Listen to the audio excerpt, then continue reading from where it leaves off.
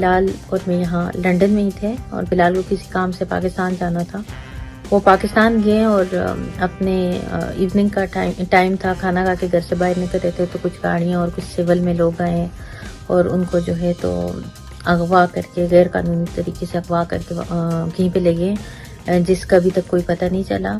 متعلقہ تھانے میں ہم نے کمپلین کی اور بہت سارے اداروں سے ہم نے رجوع کیا اور یہ پتہ کرنے کی کوشش کی, تو کسی بھی ادارے کو اس کے بارے میں کوئی بھی کسی بھی قسم کی خبر نہیں تھی کہ وہ ہمیں مطلع کرتے کہ کس وجہ سے یہ کس ریزن کی وجوہات پہ اٹھائے گئے. پاکستان کی متنازع ٹک ٹاکر حلیم شاہ نے اپنے شوہر بلال شاہ کے اغوا میں مسلم لیگ نون کی چیف آرگنائزر مریم نواز کے ملوث ہونے کا الزام عائد کر دیا. حلیم شاہ نے ایکس پر شیئر کی گئی ایک پوسٹ میں الزام عائد کیا ہے کہ میرے شوہر بلال کو مریم نواز کے کہنے پر کراچی سے اغوا کیا گیا ہے. انہوں نے درخواست کرتے ہوئے لکھا کہ ISI سے اپیل کرتی ہوں کہ بلال کو جلد از جلد بازیاب کرایا جائے. یاد رہے کہ حلیم شاہ نے گزشتہ دنوں ایک ویڈیو جاری کی تھی جس میں انہوں نے اپنے شوہر بلال شاہ کو اغوا ہونے کا انکشاف کیا تھا. ویڈیو بیان میں حلیم شاہ کا کہنا تھا کہ آج میرے شوہر کو اغوا ہوئے 7 دن ہو گئے ہیں. ان دنوں میں ہم نے قانونی طریقے سے یہ معلوم کرنے کی کوشش کی ہے کہ انہیں کیوں اغوا کیا گیا. واضح رہے کہ senior superintendent of police SSP south Karachi Shehraz Nazir کے مطابق بلال شاہ کے اغوا کا مقدمہ